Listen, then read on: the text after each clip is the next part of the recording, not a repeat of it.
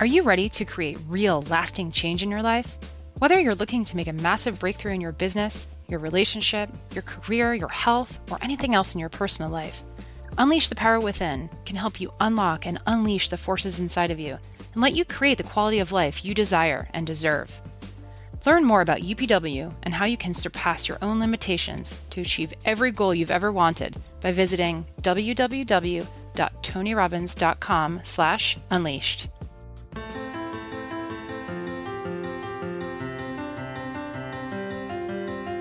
When you're looking through the lens of depression, how do you see the world? How do you react to those around you? And how do you handle obstacles that come your way? What about when you're in a state of peace? How do you act? How do you react? Do you sweat the small stuff, or do you just shake it off? Does adversity rattle you, or are you able to approach challenges with confidence and ease? The fact is that you will have a very different experience in life when you are in a peaceful state rather than in a state of suffering. Your thoughts, actions, reactions, these stem directly from where you find yourself mentally and emotionally. This is why Tony says that the most important decision you will ever make is to live in a beautiful state, even when life doesn't go your way. Because ultimately, our lives are not shaped by our conditions. Our lives are shaped by our decisions, and you must decide where to direct your focus. An undirected mind operates naturally in survival mode, constantly identifying and magnifying potential threats to your well-being. But the result is a life filled with stress and anxiety. In this episode, you're going to learn how most people make unconscious decisions based on habit and conditioning. You'll see how most people believe that suffering is an inevitable part of life. Frustration, stress, sadness, loneliness. Yes, these are all emotions we may all encounter, but Tony shows us that we all have the power to step out of these suffering states and cultivate a life of love, joy, gratitude, playfulness, growth, and appreciation. Because life is too short to be mired in suffering. Make the decision to master your mind, choose a beautiful state, and start living the life you are meant to. So if I asked you, if I came to you and I said, what is life about? You would say? Love. And what has to happen for you to have love? I have to be someone. Mic runner, please. I have to be someone. I have to. Who you have to be? Same thing. I feel like I have to be perfect. Yes. I just want you to know her sister was right across from her. I saw her eyes, and you could just see her processing the same things. You have to be perfect in what way? I feel like I have negative self-talk, and I feel that I'm always trying to please everybody. How well does it work? People that I know, people that I don't know. People you know and even people you don't know you gotta please. Yeah, people that I know and people that I don't know. And how well is that working? Oh, it's awful. I don't even know what people are thinking, so how can I even please them? But you're constantly wondering what they're thinking, aren't you? Exactly. Yes. Are you wondering what he's thinking? I don't think he's thinking, right? You don't think he's thinking? No, but I'm constantly thinking about what other people are thinking, Say again? I'm constantly wondering, what people are thinking, and I'm wondering if and they don't even know me. I don't know them. I don't know if they're thinking if I'm ugly, if I'm, anything. So and I'm always thinking, how can I adjust myself in order to please them? But how can I please them when I don't even know what they're thinking and they're not thinking anything about me? And what if you aren't even that significant to them, they don't even notice you? That's what I am. And I have to, remind when I go to, local Starbucks that nobody knows me, but it's all that negative self-talk that I feel like it's on my own, perceptions. Whose love did you crave? My mom. And who did you have to be for your mom? I had to be perfect. I had to be perfect. Exactly what. Yeah. And what did perfect look like for your mom? I couldn't really show my emotions. You're female and you're not going to show your emotions. That'll work really well. Okay. Well, I'll just give you an example. When I want to post something on Facebook, my mom will reach out to me and say, "You need to take that down. It's too How old are you? political." I'm 29. I see. And so your mom is still monitoring your Facebook entries. She's still monitoring my Facebook. Both these moms, mothers right now, listen to me. Fathers, listen to me. Out of your desire to have those you love have a better life than you often give them ideals. What is an ideal? It's different than a standard. Standard, you have a high standard, you call yourself to a standard. An ideal is someone else gives it to you and you link life and death to it. If you don't do it, you don't feel like you're enough. Ideals use you. You're not using the ideal. Many of us would die for ideals because we were taught them by other people at such an early age that we think this is what we believe because we do believe it. It's just not true. And one of the things we got to uncover to let go, to actually truly have freedom, we have to uncover what's making us suffer. Both of these women are suffering. How many see it? If you do, say I. And it's so easy to see in them, isn't it? Who else would never use such a horrible word such as suffering, but you consistently feel frustration that you aren't yet where you should be in your life, in your relationship or your business or your career or your economics or your body, or you fear you'll never get there no matter how hard you work, or you worry, or you feel alone, or you feel like it's all your responsibility. Those are all forms of suffering. How many know what I'm talking about here? How many feel these feelings regularly? Let me see your hands. Today, we want to end this. Who's up for ending suffering today? Say I. Say I. Say I. Then the first step we've got to make is we got to take the invisible and make it visible so we can see its insanity. The first step is awareness. We're going to look at the first step, and we're not going to run to second, third, and fourth because we got to get what the consequences are, what the impact is. Because most of us know it intellectually, but we've never brought it to a point where our brain says, no more. Who here has had something in your life where you kept trying to change it, and you fell back and pissed at yourself about not following through, and you said you're going to do it again, and you got your energy up, and then you didn't do it again, and you were so mad until one day your brain went, not another day, not another hour, not another moment. This is changing now, and you changed it. Who's done this before? Say I. Say I. Who here has ever stayed in a relationship way too long? Say I. How many of you knew it was the wrong relationship and you were still there? Let me see your hands. Say I.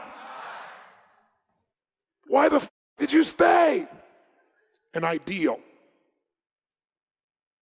I'm not a quitter.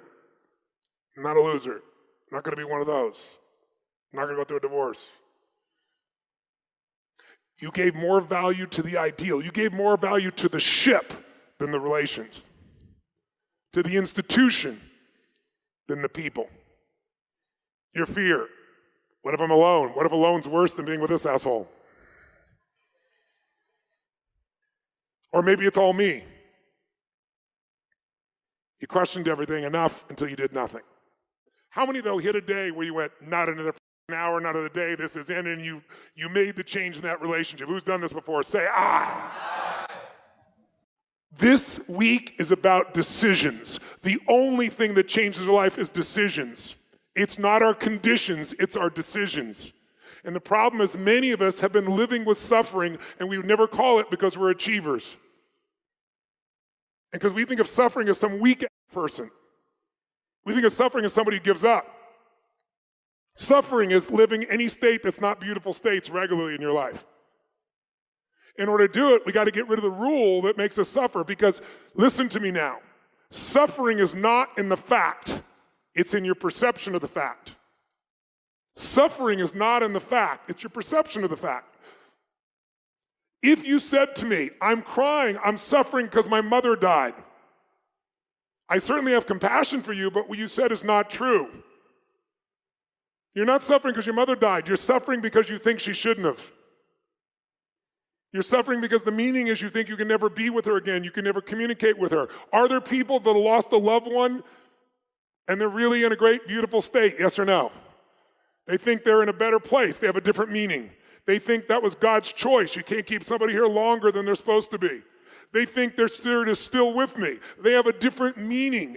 It's not the fact that makes you suffer, it's your perception of the fact. It's the meaning. It's not they died, it's you think they shouldn't have, or you should have done something that you didn't do. And if you and I are going to have the most extraordinary life, if you got $1 billion and all day long the place you live emotionally is frustrated, pissed off, and worried, then what's the quality of your life? Frustrated, pissed off, and worried. $1 billion doesn't mean. If you have 3 beautiful children that worship you and a husband or wife that adores you, but your life is all about being overwhelmed and guilty, quality of life's overwhelmed and guilty. Everyone in this room has an emotional home, a place you get back to no matter what. It doesn't matter if your life is good or bad, it's a place you know. How many of you have seen people in America who live in places like where every year a storm comes by and wipes out their house and you think, dumb mother, move! Come on, who's ever had this thought? Come on, say it. Say I! It's so easy when it's someone else's location. You go, why the do they keep going back to the same place? And they argue, but it's my home. It's a piece of land. Move. Why are you surprised when another hurricane takes it the out? And we all see that as kind of not so smart. But the more powerful home is not your address, it's your emotional home. You're at home feeling uncomfortable in yourself, even though you don't like it. It's what you know. You're at home constantly judging yourself. You find a way to get there, even if there's no stimulus in the environment. And we can blame our parents, but all our parents were amateurs. They did the best they could. Most of them had an amateur parent. And they had amateur parents. And no one teaches us how to live, because it wasn't that long ago that most people were trying to survive. Today we have this incredible ability that we can come here for 6 days, even if it's incredibly hard, even if it's incredibly expensive for your time and your energy and travel. To have 6 days to work on you is a pretty amazing privilege, isn't it? What's life about?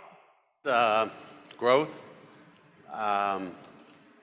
Life's about showing up every day to try and be better than you were yesterday, exploring, adventure, friends, being a father. Great. Tell me, why did you come to this program? This is my second one. Repetition. Yes. What'd you get out of the first one? I got like amazing self-awareness. Yes. The ability to get out of my head, or the tools Yes. to help me get out of my head. It's Yes. constant work. What do you want this time? More of that. What do I want this time? More of that. More of the same. Just, I've had a great progress over the last couple of years with all of this Yes. stuff. And I study and I read and I try and I practice, and when I come here, I just feel like it's 6 days of singular focus, and it's a leap forward. So it's the next leap for whatever it is for you forward. Yeah. What does an extraordinary life look like for you? It's connected to my wife, to my kids. It's being in the moment. Yes.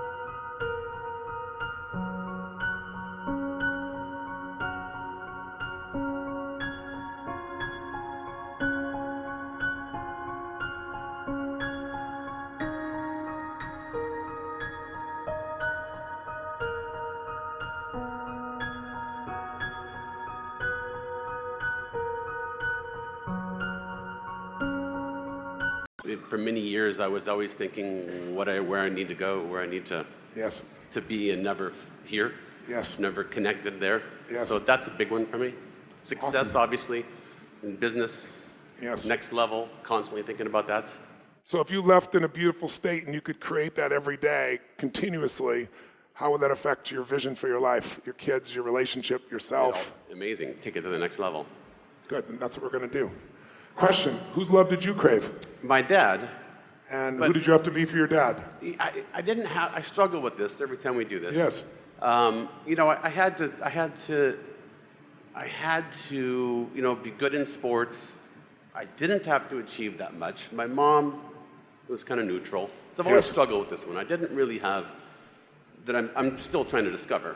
I understand. This all helps me, but I don't have a big Your first driver. gut, for my dad, I had to be. For my dad, I had to be good at sports. Good at sports, were you? Yeah. Good. For my dad, I had to be.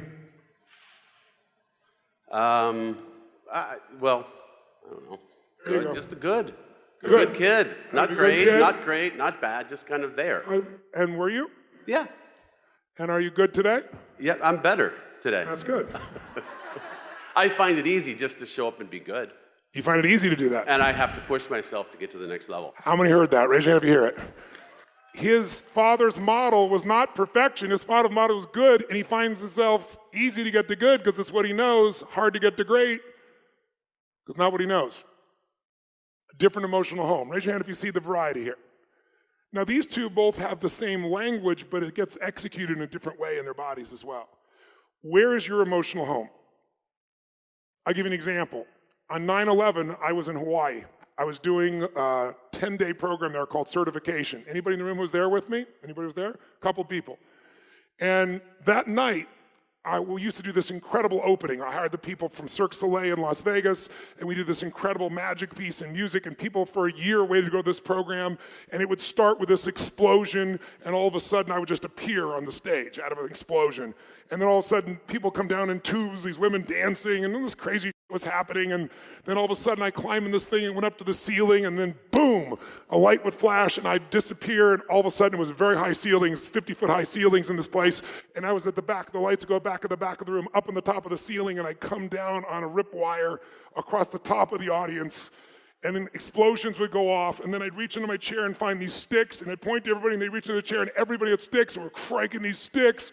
Explosions, energy takes it to a peak, right? And people are like going crazy. And then I just stood there and I had what I was going to say, and I didn't say what I was going to say. I said this. I waited until everyone was silent, and I said, living. When do people really start to live? I said, when they face death. And then I went off on a 10-minute riff about death that I'd never done, never intended, never even thought of. And I talked about if you were going to die at the end of this week, who would you call? What truth would you tell? What emotion would you share? What would you say you were sorry for? Who would you tell you loved? How would you live if it was the last week of your life? How much energy would you put out? How hard would you dance? How high would you jump? How much would you laugh? How much would you take in the people around you? The beauty of life. I went on and on and on this. I said at the end, I don't think you're going to die this week, but perhaps you should act as if you were. We went to bed that night, and at 2 o'clock in the morning, 2:30 in the morning our time, the first tower was hit. At 3 a.m., the towers came down. I'd just gone to sleep. My staff came to wake me up. And then all hell broke loose because we had people in that room from 38 different countries. We're translating 5 or 6 languages. We had every religion, every background, every nation basically represented in that room.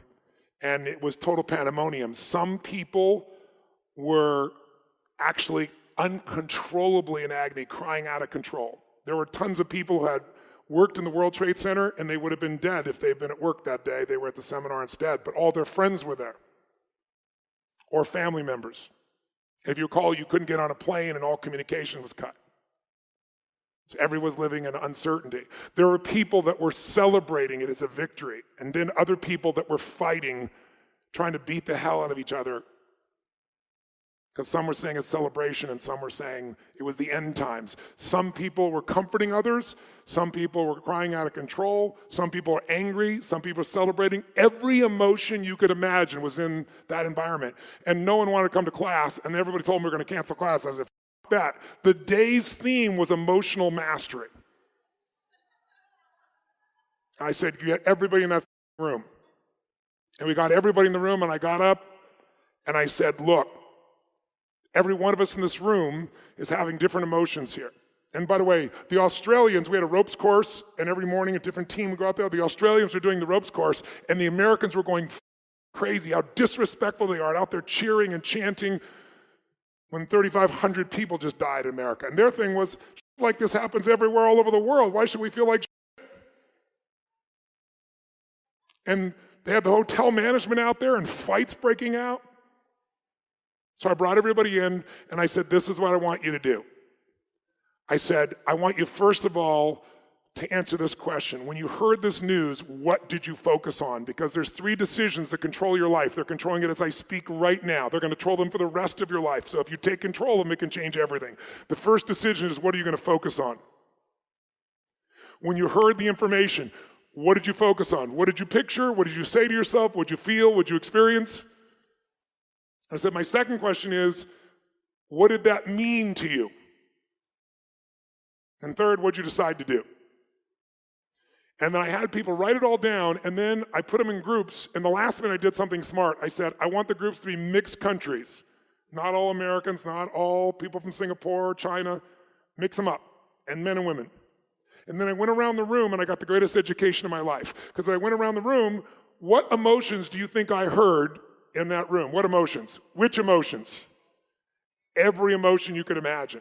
And people had it with such intensity. There was this one woman, she had this thick accent, and she was, I hate this, this is miserable, this is horrible. She was spitting because she was talking so intensely, and there's so much rage coming out of her. But her accent didn't sound like she'd been in the United States very long. So I said, how long have you lived in the United States? She said, I don't live in the United States. I said, well, do you have family here? She said, no. I said, do you have like friends in New York? She said, no.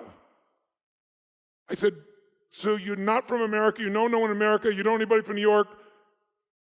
What are you so angry about? She goes, it's just wrong, it's wrong. And she went crazy.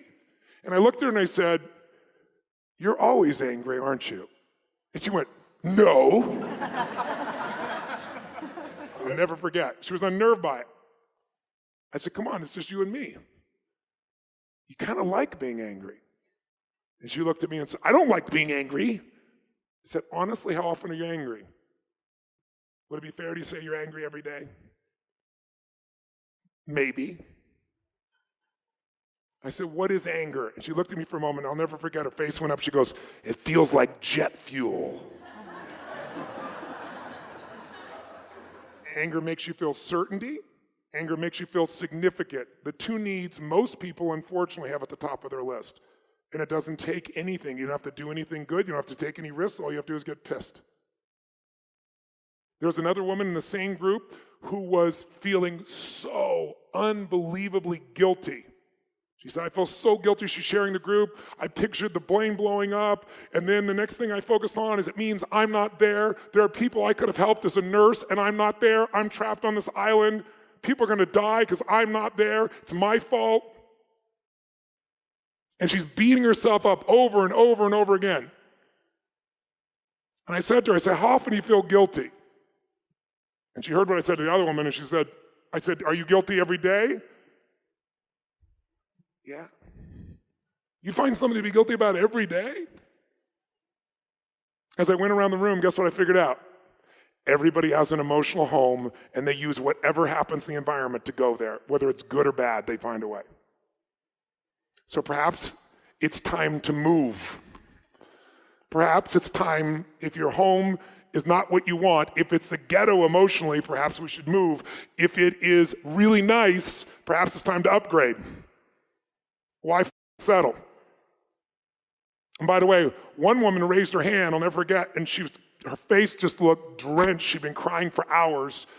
And she said, I just want you to know that last night when you got up and talked about death, she said, I realized at the end that my boyfriend asked me to marry him, and I told him no, because my previous boyfriend was kidnapped and killed. I just wasn't ready. And he said, if you go to that seminar and you tell me no, it's over. And I said to him, then it's over. If you're going to threaten me, I'm going anyway.